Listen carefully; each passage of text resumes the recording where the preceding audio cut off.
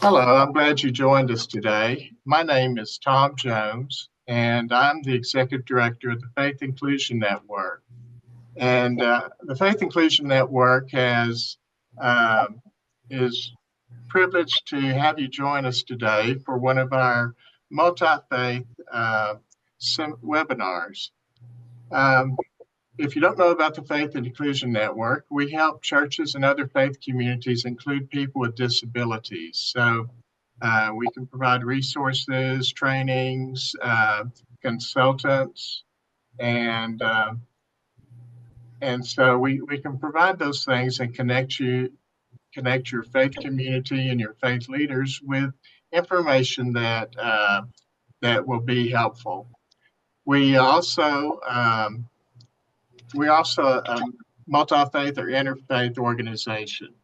And so, because of that, we have been sponsoring a lot of multi faith webinars where we have faith leaders and representatives from the Christian, Jewish, and Muslim faiths come to us and talk about different disability topics and different issues that those with disabilities face. So today we're very privileged to have the Reverend Dr. Lamar Hardwick and Rabbi Zema Yore with us today. Both have the lived experience of autism, and both are faith leaders and prominent faith leaders. And so they will be here to share some of their experience. But right now, I'm going to turn it over to Megan, and she will do our introductions. Hi, it's an honor to be here. So, Dr. Hardwick is a father, husband, pastor, and author. He holds a Master's of Divinity degree from Emory University, as well as a Doctor of Ministry degree from Liberty University School of Divinity. He is a graduate of the Yale School of Divinity Clergy Scholar Program and a 2017 graduate of Forward's Young Man Game Changers program, which included 50 of the state of Georgia's top thinkers, innovators, and leaders under the age of 40. He is currently a PhD at Union Institute and University in Cincinnati, Ohio. Dr. Hardwick is a contributing writer to multiple blogs and magazines, including The Mighty, Key Ministry, Christianity Today, Huffines Post, Autism Parenting Magazine, and Zoom Autism Magazine. He is the author of Epic Church, as well as the best-selling book, I Am Strong, The Life and Journey of an Autistic Pastor. He is the lead pastor of Tri-City Church in Atlanta, Georgia. Most recent book project, Disability in the Church, A Vision for Diversity and Inclusion. Dr. Hardwick, He provides workshops, seminars, and consults with local churches and faith-based organizations on creating environments for people with disabilities and chronic illness. Today, he continues to use the story of his life's journey and his faith to speak words of hope, value, and human dignity to those who are hopeless, encouraging them to believe that all things are possible that life has to offer. And please tell me, is it Tamak Yore? Is that how you say your name? Samach Yore. Yeah, that's good. Okay. Tamak Yore is one of the leaders of the Jewish Humanism and has been the head of the city congregation in New York City since 2018. As a community leader on the spectrum, he is a passionate advocate for the inclusion of the neuroatypical in the Jewish community and beyond. He was ordained as a rabbi by the Israeli affiliate of the International Institute for Secular Humanistic Judaism in 2015. He also attended the Hebrew University of Jerusalem, where he obtained his PhD in biblical criticism. He earned a second PhD in ancient wisdom literature from the University of Toronto. Rabbi Yore grew up in Toronto and Jerusalem, the son of two Jewish study professors. He was educated at a range of schools, from secular to an elite Orthodox yeshiva in Jerusalem. Upon graduation from his religious high school, He rebelled by going to university to study biblical criticism rather than pursue a religious path. During his doctoral studies at Hebrew University, he became attracted to humanism. He continued to study ancient religious texts from a critical perspective and earned his second PhD. 2 doctorates were enough for him, however, so he decided to leave the ivory tower of the academia for the rabbinate, in part as a way to reach people more directly. Rabbi Yore has spent most of his adult life teaching and writing books on biblical literature and liturgy, and doing karate on the side. Rabbi Tamat Rure has written various books. In his book series, Kernel to Canon, Rabbi Yore enjoys exploring the history of Scripture and seeing the changes Scripture went through. In the series, The Bible as It Was, he explores specific historical versions of Scripture. In a less academic and more personal interest, Rabbi Yore wrote poetic alternatives for traditional prayer in his Humanistic Prayers series. His memoir, So Compassionate It Hurts, focuses on his life experience and rabbinic journey on the autism spectrum. Thank you, Megan.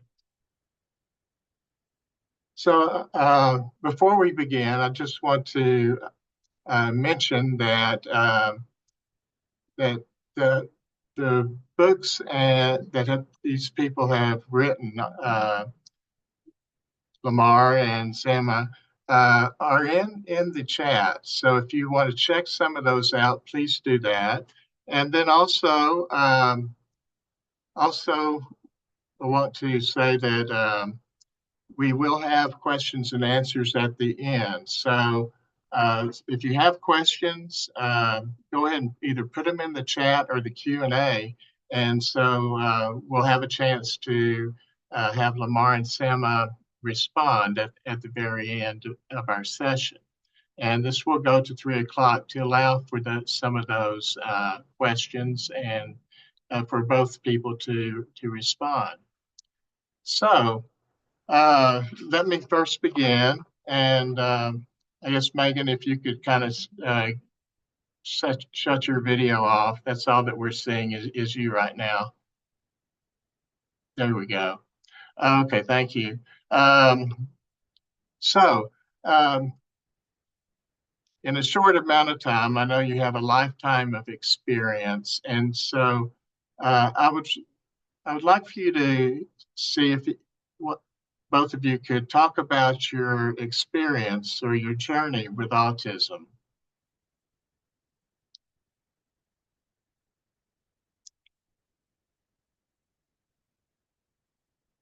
Let's see. Would you like me to? I guess I'll go first. Is that okay? Please do, Lamar. Okay. So if you want the short version, I was not diagnosed until I was an adult. I was 36 years old at the time, although I often share that around age 7 or 8, I knew that there were significant differences between me and my peers. I didn't understand things that I know now, such as body language, facial expressions, voice intonation, all the ways that we've learned that we communicate in social settings without using words. And so I realized right around the age of 30, I guess 34, as I was being considered for a lead pastor role, that I was really having a difficult time. And I heard things from a lot of the congregants, although they loved my preaching and my teaching. I'd often hear things like, he walked past me, he didn't speak, he doesn't look very approachable, so on and so forth. And I actually had a good friend to this day, a gentleman who's actually older than me. He's like a second father figure. He was on staff at the time, and at the time I was doing my doctorate, I was asked to have 7 people do an assessment of me that either work with me or close with me. And in his assessment, and I trust him, he wrote, Lamar, has a hard time picking up on social cues. Lamar gets laser focused on one task at a time, so on and so forth, which I later learned read almost like diagnostic criteria for autism. And so at the time, I didn't know what a social cue was, had never heard that term, so I Googled it, and that sort of set me on the path of finding out what people had been saying about me my entire life, at least socially. Why people at the church, why the congregants were having a hard time with me off the stage when I wasn't preaching. And so I did about a year of my own investigation and was, pretty sure that it was autism. And so after about a year of doing my own study at the age 36, I went and found a therapist who eventually did confirm and diagnose me on the autism spectrum at age 36. So that's pretty much the short version of my experience. Thank you. Uh, so you were pretty much, I guess, the diagnosis came at a much later age to kind of explain some of the difficulties that you had before. Hmm. Absolutely. Okay, great. Sema, could you? Yeah, of course. So I share this with Lamar. For me, it was an adult discovery. My trajectory is somewhat different. Um, I High functioning autism wasn't diagnosed very often or at all when I was a child. Um, my parents did recognize that I had great difficulty. Again, the word social cues was not used, but I could never look anyone in the eye when I was a child. For me, that was the clearest manifestation in my memory. But neither could I understand body language. So I became aware that I could not understand body language as a child. And so um, I sought out books. That was always, my parents were academics. I always sought out books. I could read from a very early age. And I read a book on body language, on how to interpret body language.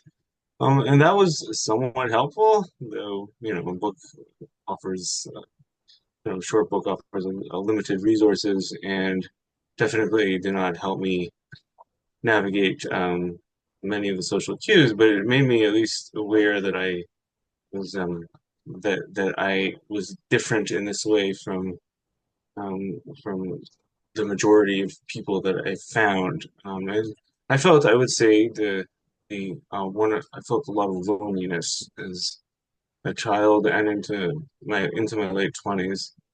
It was specifically in my mid 20s when I would say I discovered autism, that paradigm, and it was through the reading of specifically autobiographies, which is a big reason why I wrote this book myself. So discovering, I remember reading "Born on a Blue Day" by Daniel Tammet in my mid 20s. Was very influential for me. I kept on reading a lot of psychology books, just to try to get a handle on it. Um, when I discovered um, that I was on the autism spectrum, it gave me, I would say, a profound sense of peace. I would say, understanding that I was not alone. That was, I would say, the the most important aspect of it. Given that high functioning autism was not something that people were really treating yet in the early aughts when I was discovering this, was not it did not really change my life in that I couldn't seek out a lot of treatment and find out compensating strategies. This was already after I finished my first PhD. So I lived with it with the knowledge, but it was good. It helped. There was a peace there. I became more peaceful with myself and with my parents and with the way they raised me. They did not. They knew that they were reading books such as The Out of Sync Child. They knew that I was not that I was not in sync with with my siblings or or with my social environment. So I deeply respect, in retrospect, meaning I like what could they have done? Meaning like I do not know. So they did what we do when we don't know. They treated the symptoms. So I can't tell you like how many thousands of times I was asked to look people in the eye when I was a child. That I didn't describe to them because I didn't know how that looking somebody in the eye caused me pain or itch, and I wasn't doing it because it was a sign of disrespect. I would say that it impacted for me my professional life greatly. I'm an academic. People on especially in academia, in different, usually in the sciences, though there are plenty of people on the spectrum. There's not. I've found that it's not odd for high functioning autistic people to gravitate towards an academic life.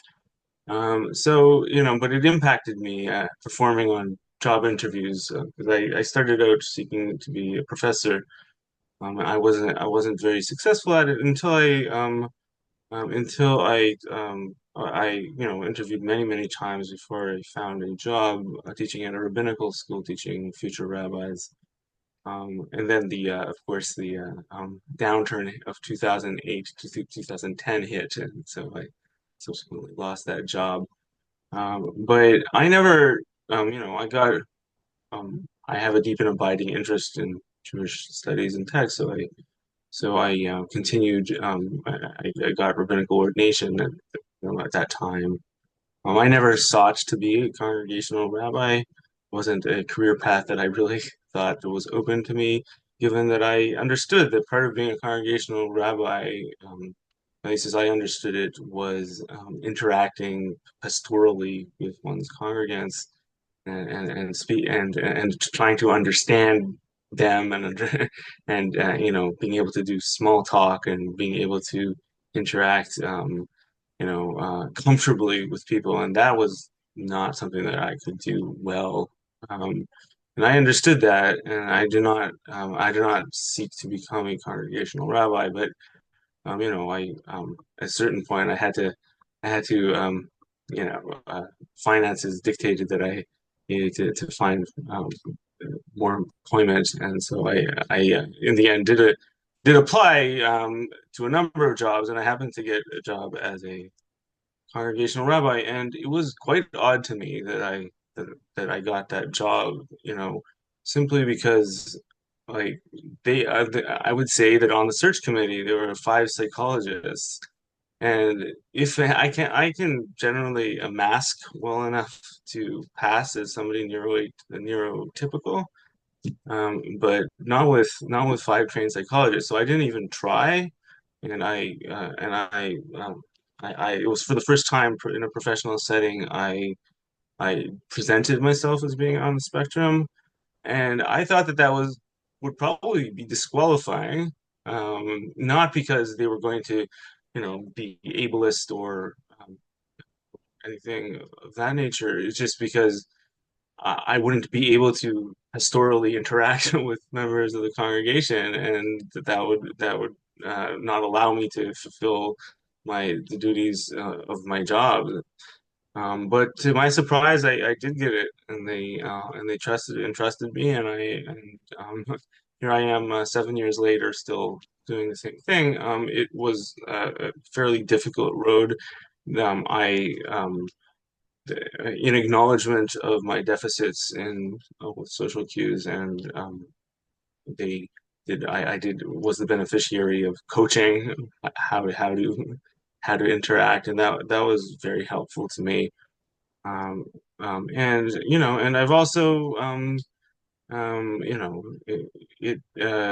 it's also, but it's also deeply, deeply draining, and it continues to be deeply draining, which is why I really needed my sabbatical.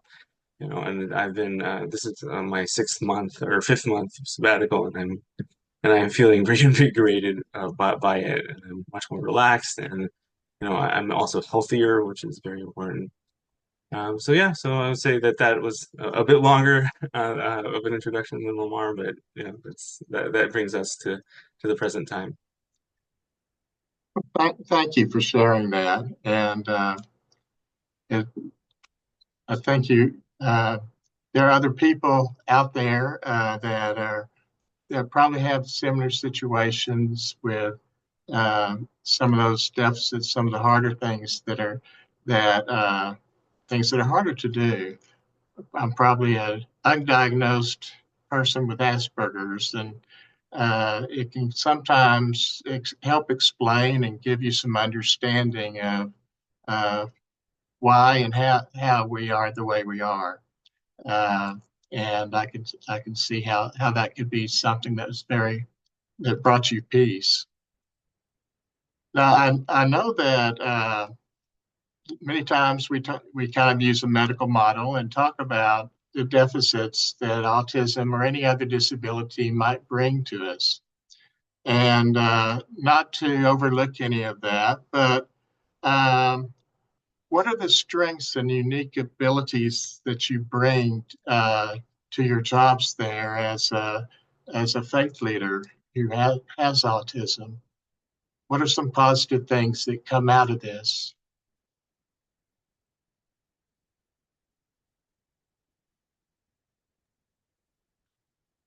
Yeah, I would say for me, uh, a lot of it has been tied to, and I guess Rabbi's right when it says a lot of people are drawn to academics, because I was also a reader at a very young age. My mother used to have to come and get books off of my face in the middle of the night because I'd read myself to sleep every night.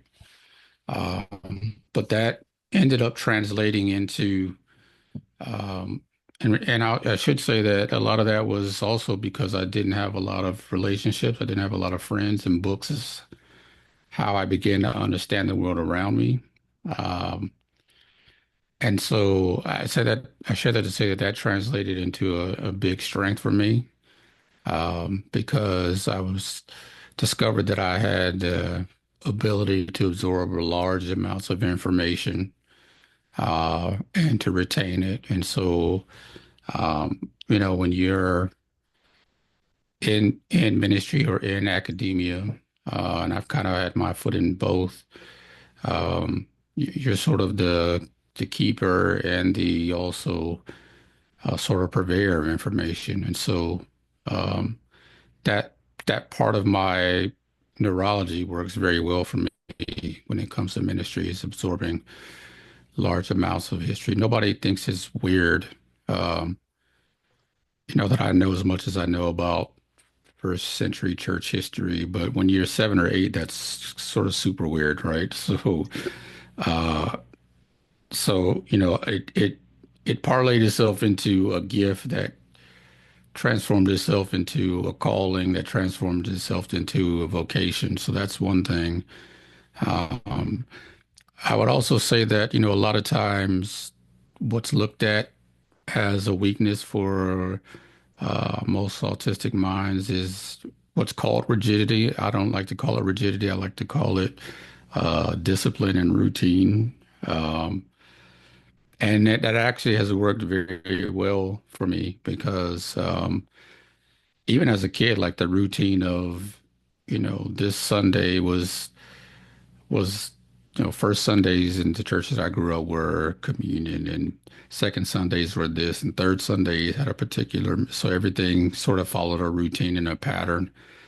Um, and I'm sort of the same way. And what that also translated into is me being able to understand and see patterns. So as a church leader, not only did I recognize and see patterns, but because you can see patterns, oftentimes you can have some foresight into what's coming, how to prepare your church for what's coming, how to prepare your church for growth seasons, how to prepare your church for lean seasons. Um, Knowing that when you're planted in the community long enough, you know the sort of the routine of the community. the routine of the school system and how different things work. And that tended to work very well for me because I was able to maximize seasons where I could anticipate growth, seasons where I can anticipate, hunkering down because it's going to be a lean season. Just being able to recognize patterns gave me the abilities, oftentimes not to predict, but to make a very educated assumption and guess about what's coming next based on the patterns. And a lot of times it's not something special, it's not magical, it's just, you know, oftentimes neurodivergent minds pay attention to the stuff that other people make exceptions for. And so just knowing that there are patterns that are always surrounding us and being able to maximize my ability to understand those and turn those into opportunities to help, not just help people, but help the church in general. So those are just two ways. There are more, but those are just two ways that I found strength in the gifts that sometimes are looked at as deficits, but I was able to flip them and turn them into strengths. Thank you. Thank you, Lamar. I love the way that you've used your interest and tendencies and abilities to benefit you in other areas, and uh, such as the patterns and how it helps you function and as a minister and as a person. That's beautiful. Seema, what are your Um, superpowers or the uh, strengths that you have? it's very interesting. I mean, I share both of those feature characteristics with Lamar. Would call myself on the a systemizer, meaning I also see, I can ingest a lot of information and find patterns in that information, and thus have an equanimity and a knowledge that I can be helpful with for my congregation. And Yeah, I mean, I also am a very, it's often thought of as rigidity and such, and I will concede it does, deviating from certain patterns in my life gives me anxiety, and it's not. I recognize that myself. At a younger age, I did not recognize that in myself. But I, also, when you run a service, it is good to actually have things very organized. And so to start on time. So my congregation knows we start at this time and not at another time. It's always at the same time. And I'm not, I like always, it was 7:35 in the evening on Friday evenings. We always started up. So no, I think that giving that sense of it's going to happen this way. It just it makes people calmer, makes people think. I mean, I know it makes me calmer, but I think that also stretches to other people as well.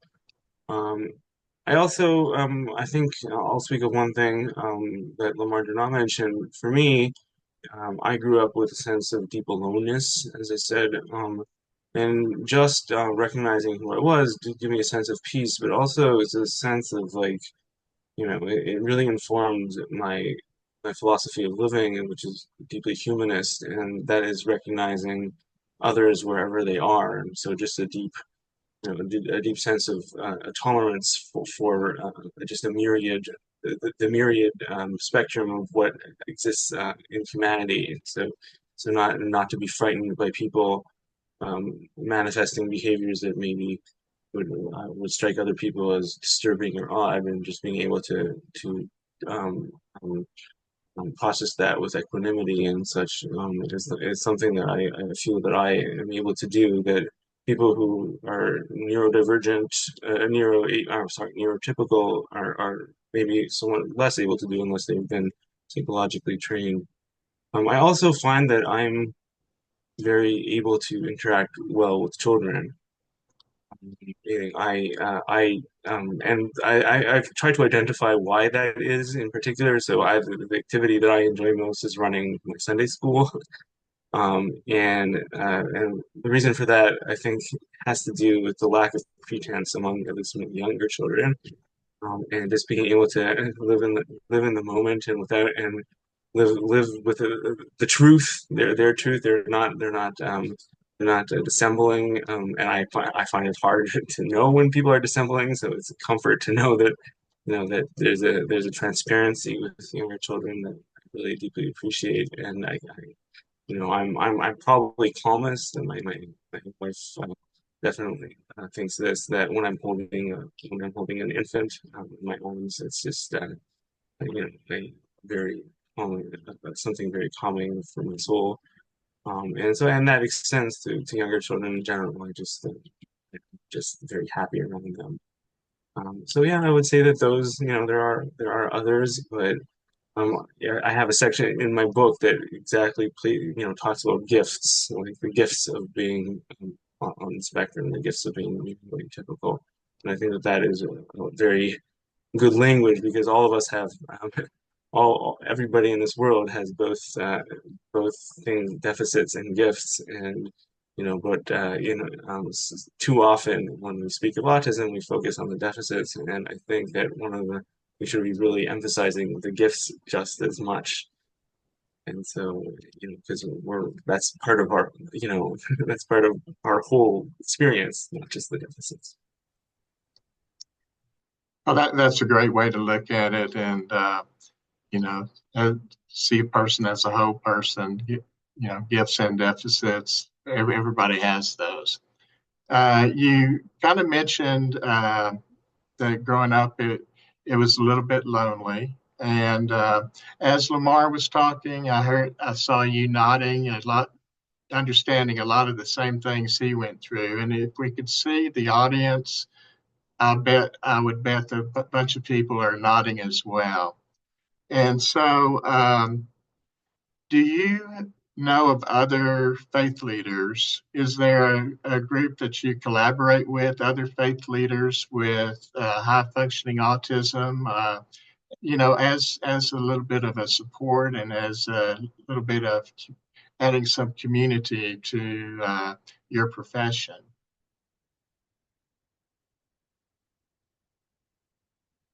Is there such a thing that exists out there? And if not, where do you find community, people who understand and really get you? Well, uh, I'll go because it'll be short. For me, there were a couple of different groups on Facebook, like Neurodivergent Clergy, I think it is. There was another one, I can't remember the name. I was a little bit more engaged um, pre-COVID, which doesn't make a whole lot of sense because when we were in COVID, we were on lockdown. But I think the reason for that is, and most people know this, is that it was during COVID when I was first diagnosed with cancer, and I'm still on that battle now. So I will say that there are those groups out there.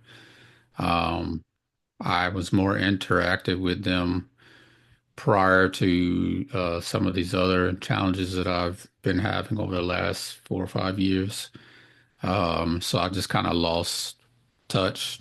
And a lot of it was joining cancer groups for Christians and pastors. And so not that that was more important, but I do acknowledge they're out there. I'm just not as active as I was before because of some of the other challenges that I've been facing. But if anybody's looking for that, you can definitely look up. There's at least 4 or 5 of them that I know of or knew of that I was pretty active with prior to 2020. So that's my short answer. Okay, thank you. I'm also going to be giving a short answer to this. sadly, when I wrote my book, I did not know of any other rabbis on the autistic spectrum who served congregations. I did know rabbis who I suspected were on the autistic spectrum, but they were not pastoral leaders. Since I published my book, I have encountered a few, but by a few, I mean in the very literal sense of three or four. And they are not particularly open about it either. And it's something that they confided to me. And I'm sure this is true with Lamar as well. I know many hundreds of rabbis, and this is and it's and I've only um, know of three or four. I would say I do have some. I had in my one of the rabbinical associations that I belonged to. I did have a group of neuro atypical rabbis. Maybe I would say that most of those rabbis had ADHD, but not autism. I do think that it is quite rare for rabbis on the spectrum to go to the congregational rabbinate to become a pastoral leader because of because of the social deficits and such. And it just is it's a job that usually would have you be very socially interactive with your congregation, and that is a very difficult proposition for many people on the spectrum. And so I think it is generally avoided. Um, I would say that there are definitely rabbis who, in academia and such, went that course and non-congregational leaders. I know of others on the spectrum, but we don't have associations or help groups of that nature. And I think that should change. And I would help it make it change if I knew enough autistic rabbis. I would gather us together, but I do. Okay, thank you. I think we're becoming more and more open to disabilities and autism in our society, and I hope that translates to faith leaders as well, so that we have more people who are neurodiverse in the as rabbis and ministers and all. So, what how do you advocate for disability inclusion and advocate for the inclusion of people who are neurodiverse in your congregation and in the larger community? Um, I think there are some different audiences that we have that you have at your disposal. So how do you advocate for disability inclusion?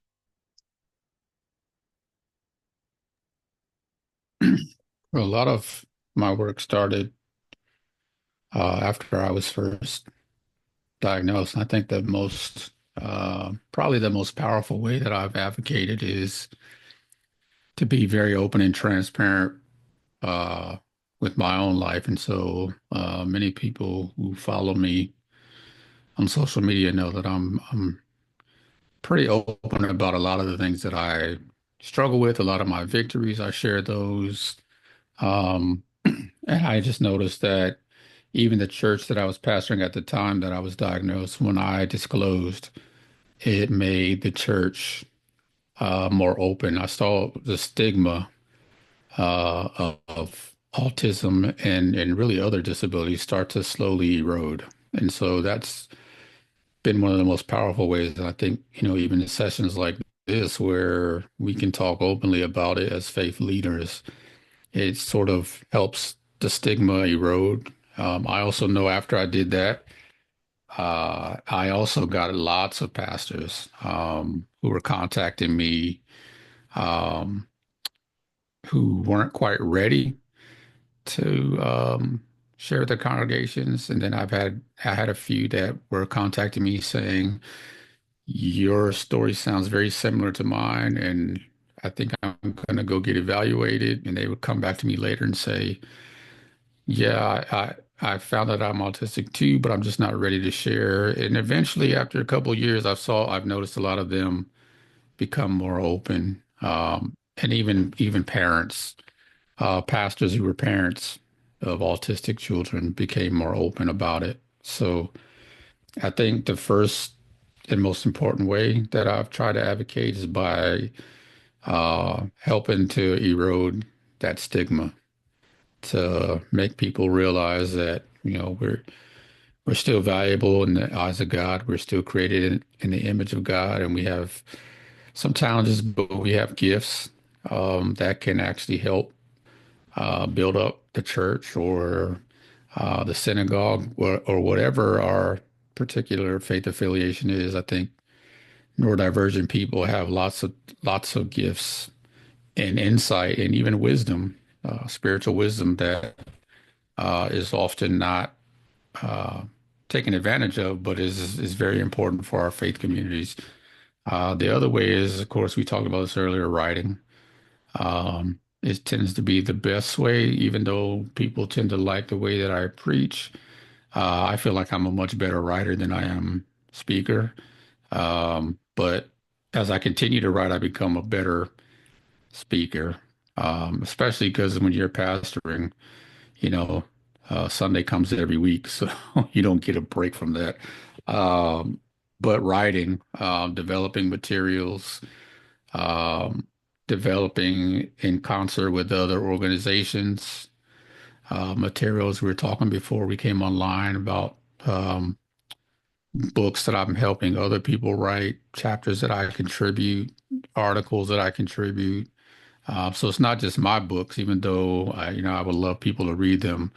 I found that advocating means also contributing to other places that are doing good work. And then the last thing I'll say is just partnerships, especially now at this stage where I've been doing this for a number of years. I've taken on some mentees. And so that's another way that I advocate, trying to make sure that we create a movement and a legacy of people, of autistic people, neurodivergent people who are also sort of carrying the banner of advocacy and helping erode that stigma and teach people and put out new content, and make it and normalize people like us who are in pastoral leadership positions. There was almost nobody for me to look to when I disclosed back in 2014. And I'm not saying that they weren't there, but they weren't open. And so it was sort of my dream, and I say this all the time, that if you're going to blaze a trail, you can't be afraid of fire. And so I've taken a lot of hits for some of the things that I've done, and I'm sure you have too, Rabbi. Um, but I also know that there are people coming behind me who needed someone or some bodies to look toward, and I didn't really have that. And so I've taken a lot of hits and a lot of criticism for some of the things that I've done, some of the things that I've said as I was learning myself. But it was worth it to see a lot of the people coming behind me having an interest in doing this work. So, Well, thank you, Lamar. And I've followed you for quite a while, and your openness and willingness to share personally has opened a lot of doors for a lot of people. Uh, and thank you for that. Rabbi, how, how do you advocate and for disability inclusion? And what are some of the ways that that you've been able to affect people? You actually um it's so gratifying to just have that, to be able to echo Lamar here with so many of his experiences. I would say that for me, um openness, fairly radical openness about who I am, has is it really informs my advocacy. And that is again turning a deficit into a gift because one of the features of autistic people is a bit of a lack of filter, and that just an inability to know what when to say what. And so I've tried to just be as open as possible regarding the challenges and such. And yes, I, just like Lamar, had absolutely no one to look to for role models, and so and have taken a lot of fire myself. Um, and I'm just honest about who I am, about my challenges, honest from the pulpit on on mental health, on the need to need to balance. I try to speak as much as possible. I try to write as much as possible. Like Omar, I feel more comfortable with the written word. I am getting better as I write. As a speaker too, I think that those just like your own experience, Lamar, just helps my speaking get better. And for me also, I mean, in speaking, there's a big challenge of tone. I've never mastered the tone. I can speak passionately. Passion is something I recognize. The tone is something I still struggle with.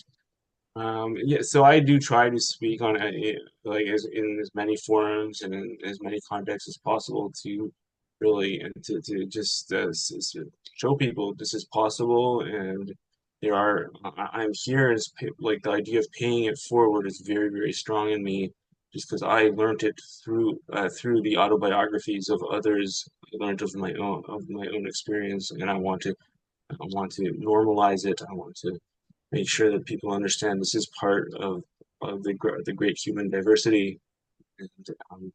And again, I take people, I mentor people, also other neurodivergent people, and try to guide and help them, and just pay it forward. And, Lamar and I are part of the first generation, I would say, of openly autistic pastors, and so there's a sense of responsibility that I feel, and just making sure that we're doing what we can to pave the way for future pastors and leaders. I appreciate the way that you've taken that responsibility on yourself, both of you, and it it's a joy to kind of see the more openness that people see with people with disabilities, and uh, how both of you kind of mentor others and are examples for others. And so, thank you for doing that. Now, one other question for people who have autism that want to become faith leaders or leaders in any other profession, and are kind of dealing with uh, the things that are difficult because of their autism. What are some important lessons that you've learned, and what advice would you give to a young person uh, that's struggling there and trying to find a profession or find a career path?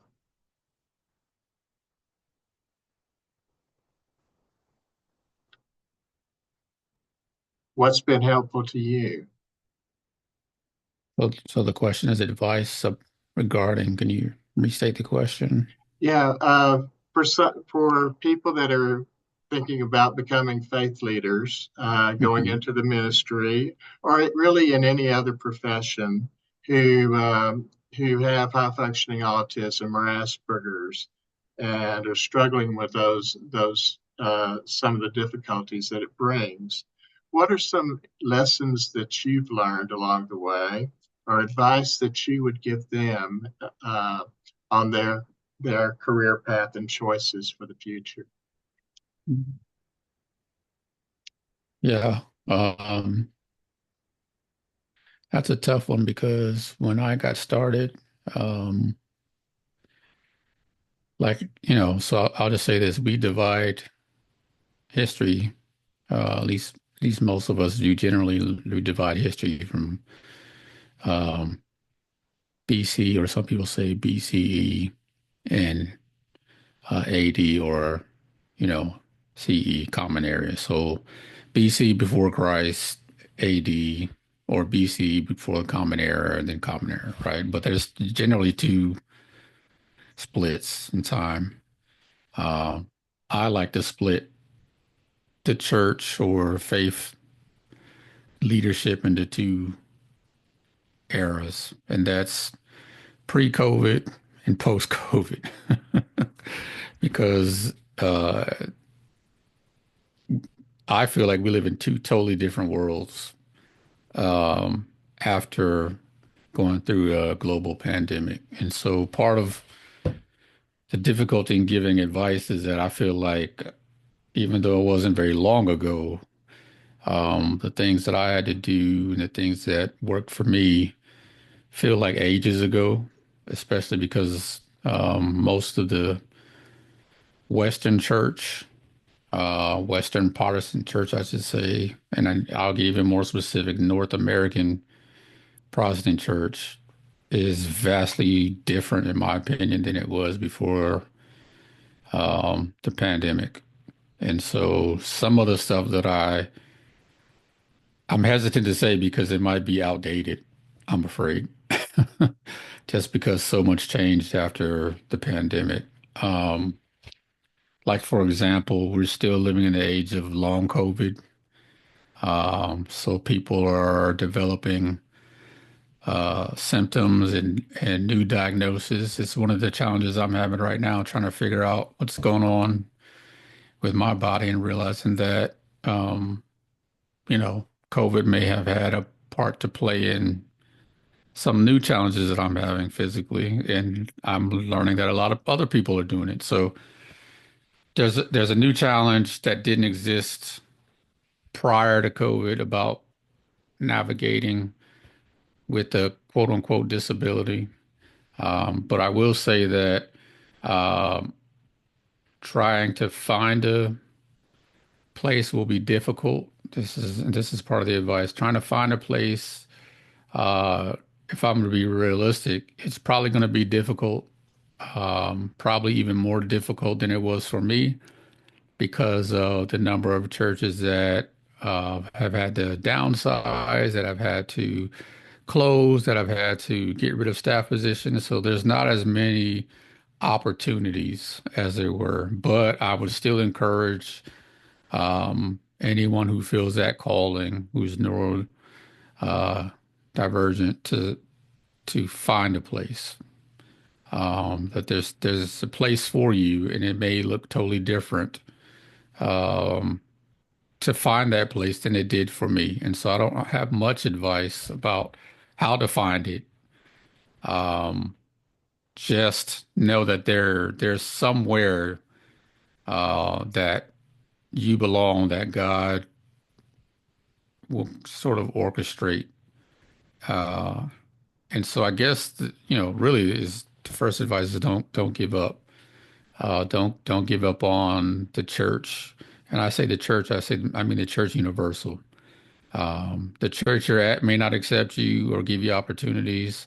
The next church might not see your value, give you opportunities, but don't give. I think there's opportunities there for you somewhere. The second thing I would say is to and try to find a way to invest your time, your energy, your resources into getting better at the things that you're already good at. That really helped me when I finally was diagnosed. I learned that there's some things just because of my neurology that I'll never be good at. And for years, I was told to work on my weaknesses, do this, do that, do strengths finders, find out what your weakness is, work on your weakness, work on your weakness. And I think it's much better to find out what you're naturally gifted to do, what you're naturally bent to do, and just to spend your time and your resources on getting better at that. And so we've talked a lot about writing. speaking, those types of things. Once I realized um, my neurology, I spent a lot of time, even uh, I got diagnosed almost midway through my doctorate. And I realized I need to take more classes that help me to actually strengthen the things that now I know I'm good at instead of taking classes that are supposed to shape me so socially, you know, I can be a C plus, solid C plus, right? But my preaching can be excellent. My writing can be excellent. My planning and other things that we talked about, if I spend time and energy and resources in that, that can be excellent. And when I get to a level of excellence in those things, I can sell my work. One of the things I heard rabbis say about interviewing is difficult, and I learned that that's because in our system, you have about 35 to 40 minutes to make someone like you. And it doesn't really matter what's on paper. You have to go to a place that you don't know, talk to people that you've never met in person. You have all these sensory things going on. You're already in an environment, you're already anxious, and you got 35 minutes to make me like you. Go. And it's just not set up for neurodiverse people. But if you spend time developing something that you feel like you can become excellent at, then that can be your selling point.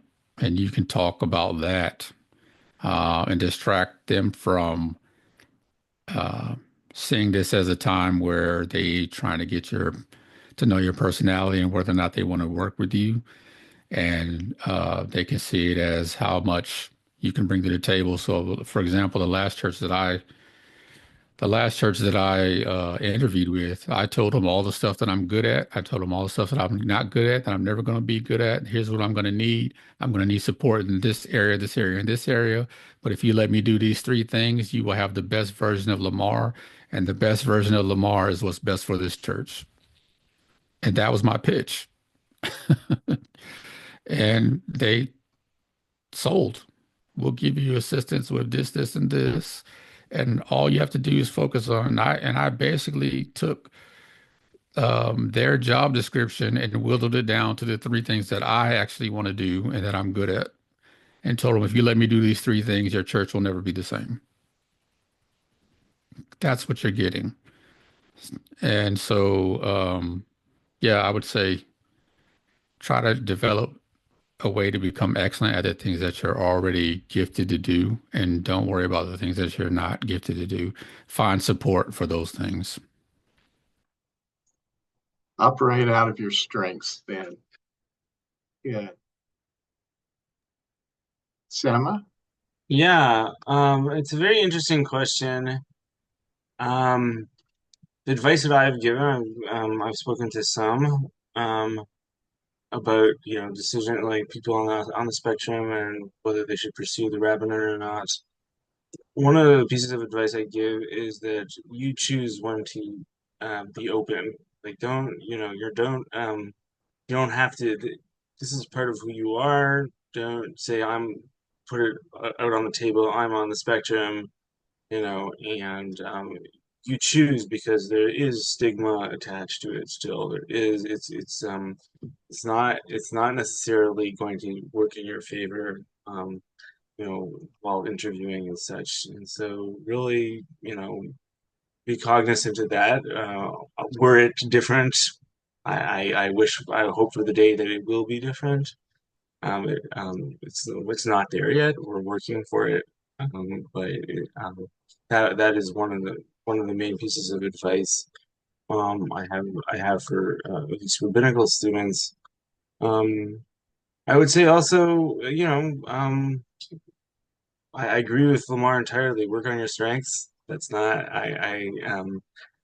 uh too often as we are focused on deficits. This is again that's what we're that's the world we live in. We're focused on what's wrong and instead of what's right. Let's focus on what's right. It's a better outlook on life.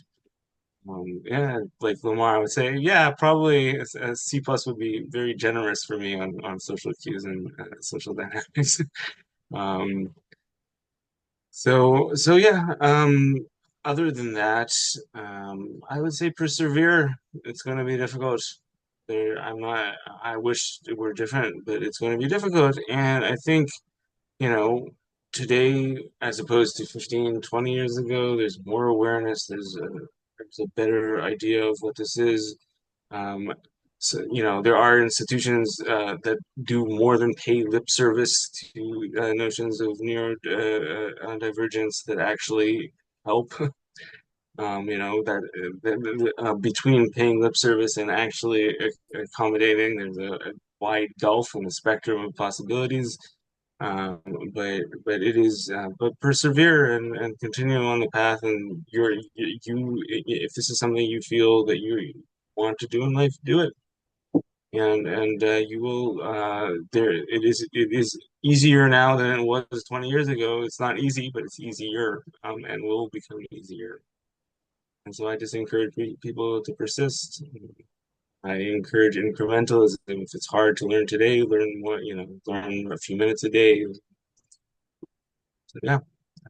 But I'm not going to. I will never be dishonest about the difficulty. It is difficult. It's not a career path as a pastoral leader with autism is not an easy one. And so people who choose that should know what they are getting into. Okay, thank you. And I appreciate your advice. You talk from lived experience, and that means a lot. Um, uh, Thank you so much. Just one other question before we move into questions from the audience. And what changes or what kind of clergy training or seminary or rabbinic school training do you see is necessary to produce leaders, faith leaders that are well versed in disability inclusion? Is that being done now, or do you see any of those discussions going on in the training of faith leaders? So we're just talking across the board, training all faith leaders, or are we saying specifically autistic faith leaders? I would say for all Okay. faith Yeah, leaders. that's what I thought you meant. Yeah, I'm actually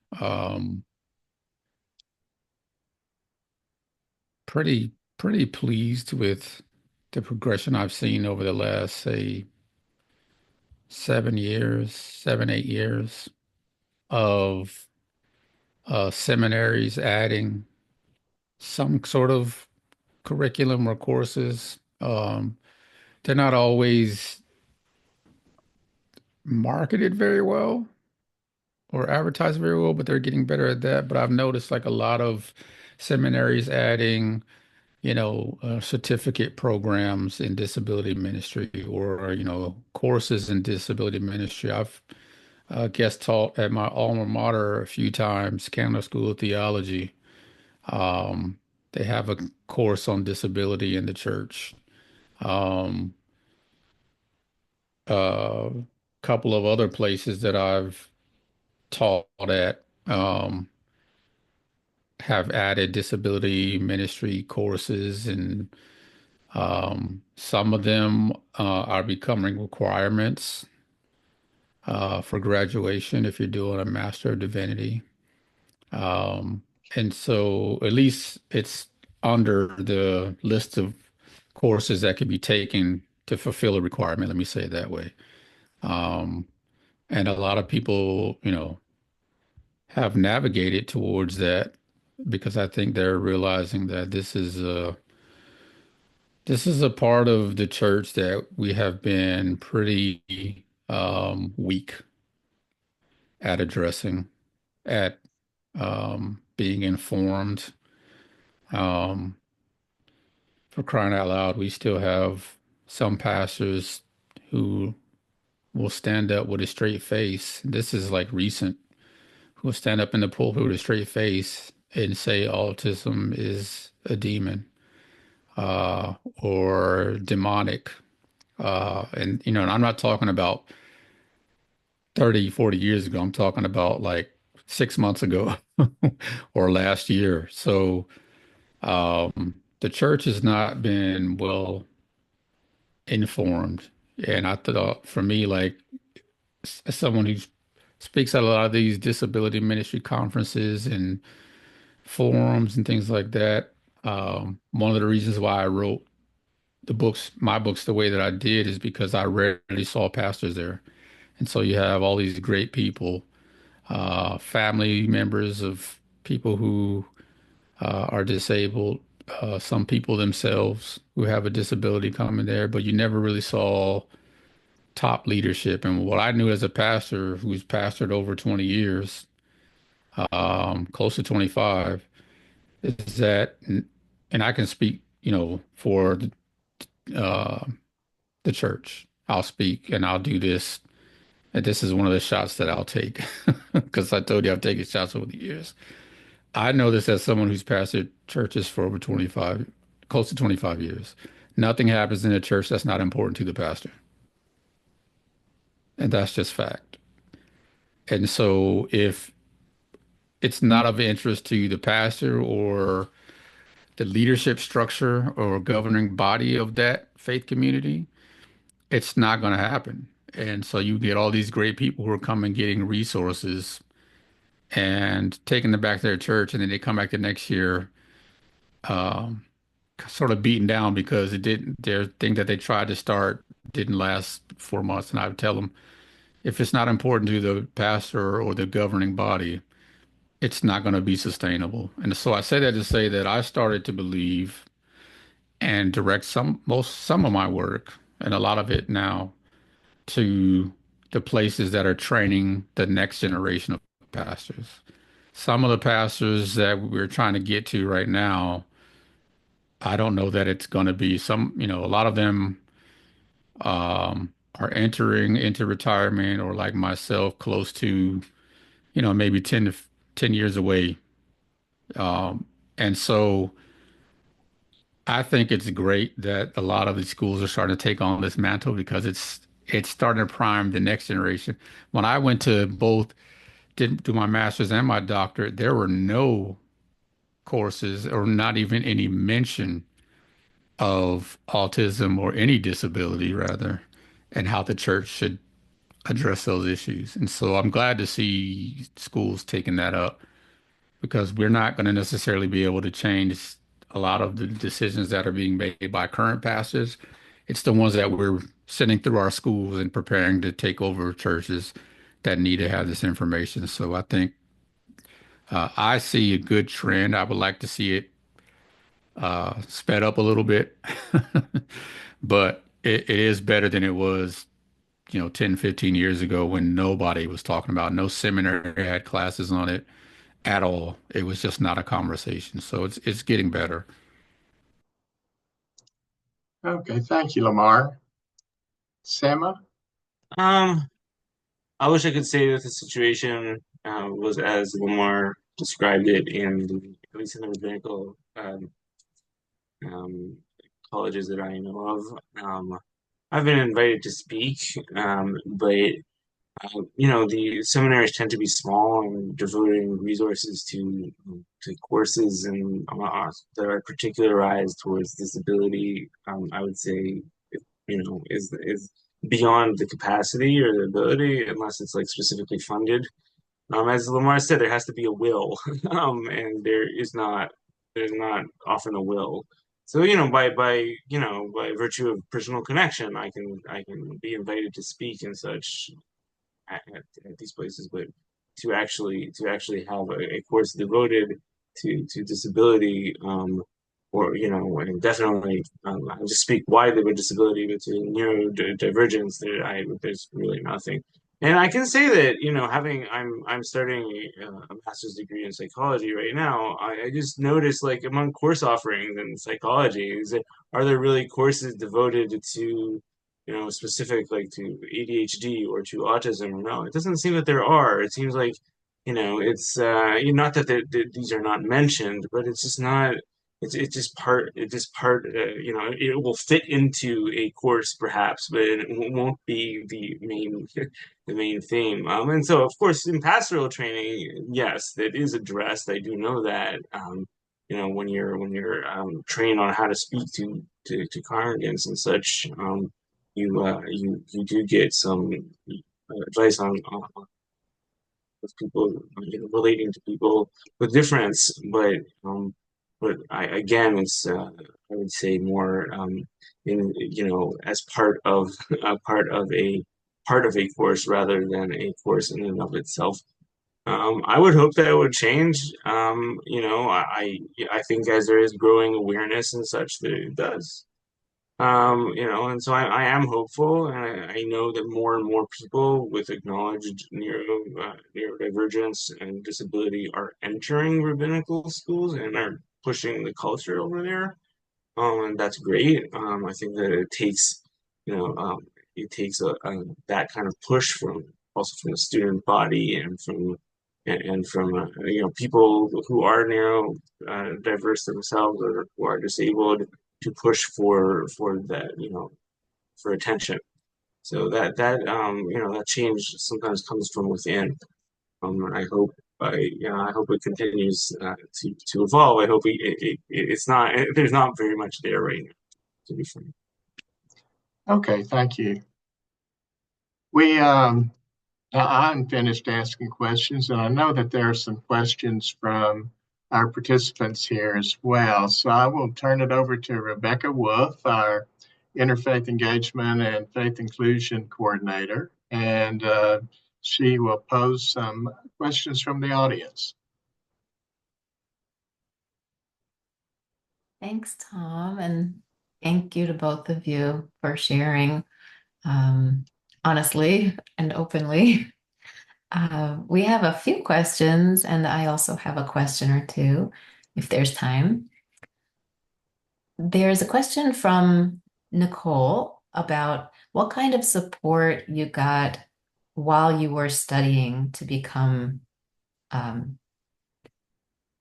clergy person, a faith leader. What kind of support is available? And I also had that question about how can the training in the seminary be made more inclusive? Is it acceptable to ask for accommodations? And how can that be improved?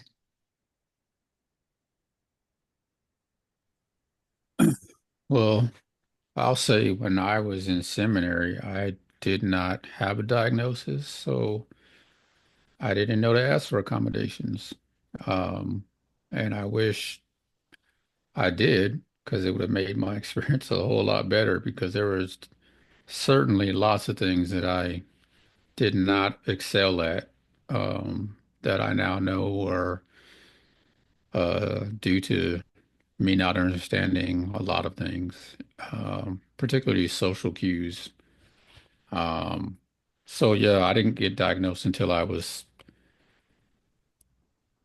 36. It's 2014. So I had already finished my master's by several years. I was doing a doctorate. I didn't uh, finish until 2015. But it was actually, as I stated earlier, it was actually a assignment in one of my doctoral classes that actually led to me getting a diagnosis of all things. So I'll say that I think just in some of the relationships I have and the um, places that I go, some places that I go almost annually, there's much more support. But I also know now that legally, because autism is considered a disability legally, every school has to have something in place to be able to support students with disabilities. And so it may not, especially if your seminary is a part of a larger university, it may not be housed under your particular school. Like, when I went to Canada School of Theology, it's a school of theology that's housed under Emory University. So, um, disability support services, and I don't know this for a fact, but it probably at that time fell under the umbrella of Emory University as a whole. And so, and they're all named something different at different schools, but by law, they have to have some kind of way of providing accommodations. And so there's some sort of process that each school has, some paperwork to fill out, and then you'll be able, so even like, I'm doing second doctor now, PhD, I have accommodations because now I know, um, in addition to even being autistic, just having to go through cancer treatments, I need accommodations. And so all of that is housed under um, the university's whatever system that they use to support students with disabilities. So those things are available. I didn't understand or know any of those things when I was doing my master's, and then I was halfway through my doctorate before I figured that out and got the support that I needed. But it's there, and it has to be supported. And the other thing I found out recently is that if you are a student coming out of high school going into college, and it maybe like Bible college, I know some um, uh, go straight from undergrad from their bachelor's to master's, but somehow maybe in high school they had an IEP. I just found out that that is transferable over to the university that you go to. Now, it might not be called an IEP. They may call it something different, but there's technically supposed to take that same plan and be able to use it to accommodate you at the university level. So that's something that people need to know as well. Thank you.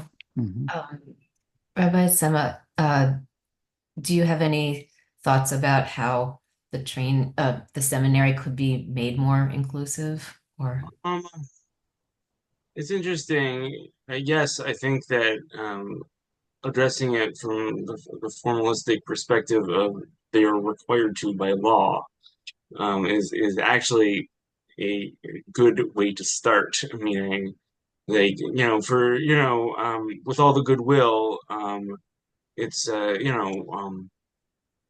articulating exactly the accommodations you need and why institutions should grant them. It might be somewhat difficult. So going going the legal route, saying, this I have these rights as somebody with a disability is, I think, a good way to go about it. I would have benefited from accommodation as well. I was I would have benefited from more time on certain tasks and such. And I do not believe that at the institution I got my first PhD from, that there were accommodations for my diagnosis. But this was in the early aughts again. This is like before people were really speaking about high functioning autism as a widespread phenomenon. Um, I would say that, like, in smaller institutions, actually, the level of accommodation can be greater. So it could be a lot of flexibility. You talk to this. You're on a more personal basis with the leaders and teachers in smaller seminaries. Talk to them. Listen, this is difficult for me. I need accommodation. Help me complete this course or task. And more often than not, people, I think, are, as a humanist, I do believe this, that people are inherently good and will want to help you.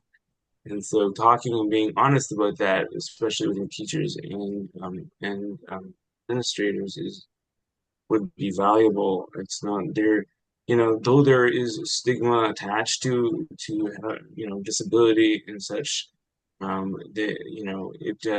People want to be helpful. They do, and so I think that being open about it to teachers and administrators is wise. in small institutions. And larger ones, legal recourse may be the best option. And smaller ones, talking with your teachers and administrators might be the path to pursue. Thank you. There's a question from someone who is an autistic faith leader, late diagnosed, and wants to ask what advice you have on best practice for informing your faith community to know that you're autistic.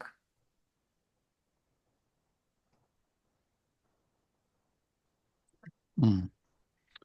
Well, again, I'll sort of preface this by saying that the time in which I did it, church was at least culturally things were a lot different.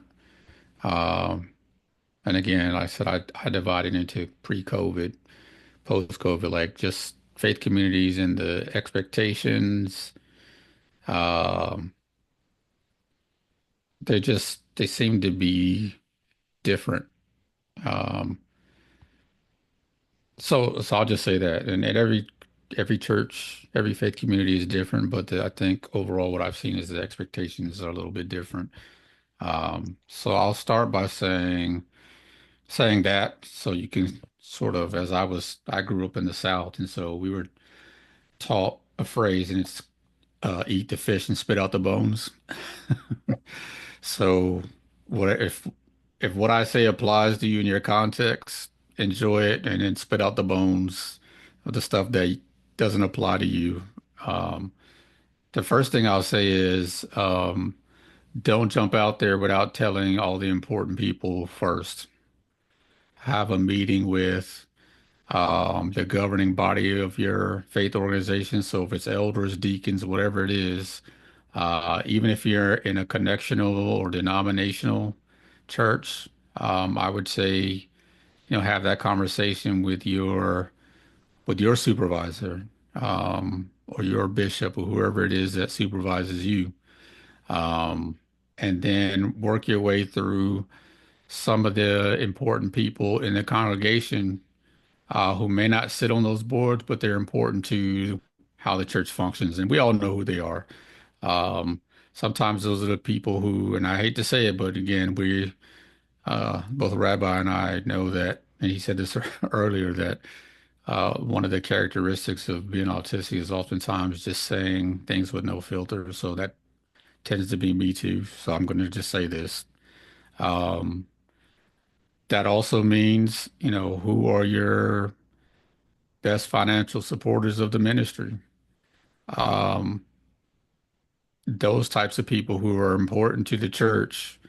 Um, Sometimes they don't have a title, sometimes they do, but you know that they're important to the church. Your long-standing volunteers, people that you're close to relationally. Um, so just write down anyone who you know would not appreciate hearing it for the first time from the stage. That's how I'll put it. And you know who those people are. People who you report to, people who report directly to you, staff members, important people in the congregation, greatest financial backers, anybody who you know who would feel, let's just say they would feel disappointed that the first time that they had to hear it is when everybody else heard it. So make sure that those people know first. That's what I did. So I made my rounds, and it took me a couple of months, but I made my rounds, set up appointments, and told people about, what actually I had told the elders. We were elder-led church at the time. I told the elders that I was going to get evaluated, and all the important people, so that it wasn't a surprise when I came back. So they knew to expect some kind of report. They knew I was going to get evaluated, and I told them what some of my challenges were. I told them that I think I know what some of the challenges I've been having with the congregation, and this may help us assess some of those things as we move forward. I had only been officially the pastor for a little less than a year, although I was sort of the interim for almost 2 years. So yeah, make sure you do that with all the people, I would say. And then with whatever governing body that you have, map out a plan on how you want to do it. What's the best way to do it? Should it be uh, done on a Sunday morning? Um, is that the best plan? So you have to know the rhythm of your church and the best way to distribute important information like that. Um, Definitely don't want it to go out in a letter or something like that, unless you've done it in person first. So, but what's the best vehicle? Some would choose like a Bible study on a Wednesday, Sunday morning. It just depends. What's the best? For us, it was a Sunday morning, and I did it actually through a sermon series, uh, where it was actually a sermon series named after my first book. And really, it's not named after my first book. It was named after Paul's confession of his thorn that when I'm weak, then I am strong. And so we named this the sermon series I Am Strong. I think it was a 5-week series. And what I ended up doing was not just telling my story, but by that time, as I said, I had made my rounds. I had made my rounds with governing body, with people I report to, even with staff. And I actually gathered people who also had diagnoses that they had not shared. And they felt more comfortable. Most of them are staff people. They felt comfortable when I disclosed, and they said that they would make a video. So, in that 5-week series, I made a video talking a little bit about my life, and we edited it, and other people made videos talking a little bit about their life and how they came to find out that they had an anxiety disorder or OCD or some other challenge that they had been uncomfortable sharing. And so the whole point of the sermon series was to get us to start to talk about these taboo things. But it was led by me disclosing. And so it took some of the edge off because it wasn't just about me. It was a greater purpose, but it also allowed me to share what I had recently discovered about myself in concert with others. And to be honest with you, it went over very well.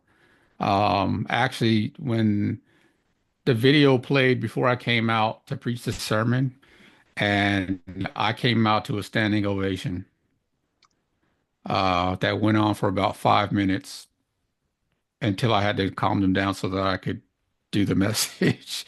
But yeah, so just be strategic about it, and knowing the best way to distribute that information. And then after that, a letter went out because, everybody's not there. And it says, this sermon series started off with a great message. We encourage you to watch it and then attend for the rest of the sermon series as we learn how to, lean into our quote unquote weaknesses to find God's strength. And each week had a different person who was sort of sharing and disclosing. And the reason why, this last thing I'll say, the reason why I did that is because people would say, "Oh, I sit next to that person. Oh, I've seen them singing on the praise team. I've seen them." And so there were people who were very familiar to others in the congregation, but it also gave them the courage then, well, if she sings on the praise team and she has an anxiety disorder, I could be open about the fact that I have X. And so I say that to say it helped to start to change the culture of our church, where, as I said earlier, the stigma started to erode away. So just be very thoughtful in how you do it. Do it in a way that honors the natural rhythm of your congregation and your church. Don't disturb that if you can help it. Mm, maybe we can, I don't know if they're open for the public, but it would be great to share some of that series that you're talking about. And I know, Rabbi, in your book, you have a whole section of sermons. I haven't read through them all, so I don't know if they're all directly related to neurodiversity, but if there are materials that either of you would like to share later, I think that would be valuable for our participants. Sure. I don't know if Lamar, thank you. That was a very detailed response. I don't know how much I would add to that. I would, I would, I agree with the vast majority of what Lamar said. It is a complicated decision to make, and I would also try to, fit it in organically with who you are, because you're not going to change yourself or your behavior due to being suddenly diagnosed or revealing a diagnosis. You're going to remain the same pastor that you are, and it opens people's knowledge up. I would contextualize it as such. It's like, this is me being open with you and trying to contextualize and just part of who I am to you, and rather than just making it something like new and abrupt, just like it's an organic part of who you are. And I think that is valuable, as well. Also, just being strategic about it is very important. I like the advice that I've given is know when you're prepared to do it. It's not a simple decision to make. Find out how accepting people are likely to be, by talking to people. You know. But I think that since I came, I had admitted, and admitted is the wrong word. I had spoken of this during my interview process for the position that I presently occupy, so people knew coming in. This was part of who I was, and so I didn't have to disclose late. It was disclosed immediately, as part of the interview process.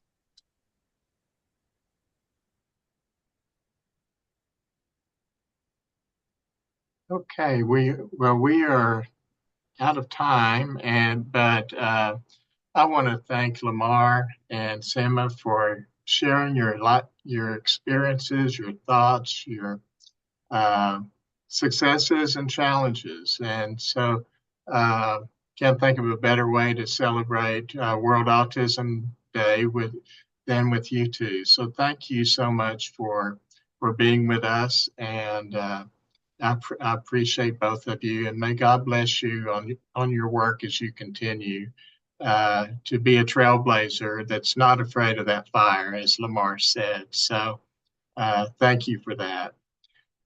Before we close, just an announcement. This has been recorded and it will be sent to everybody who registered. And next week, we also have, we'll be talking with another rabbi, Rabbi Lauren Tuckman. Well, next Tuesday, we'll be talking about young adults with disabilities and what that experience is like, and how faith communities can support those young adults as they transition and as they find careers.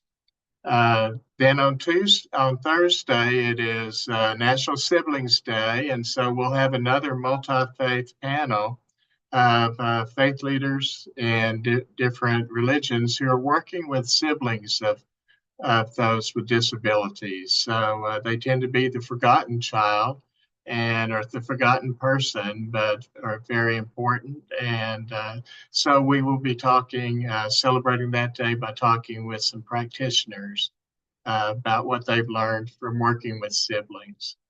So again, thank you so much. Thank you everyone for attending, and we'll look forward to seeing you next week. Take care.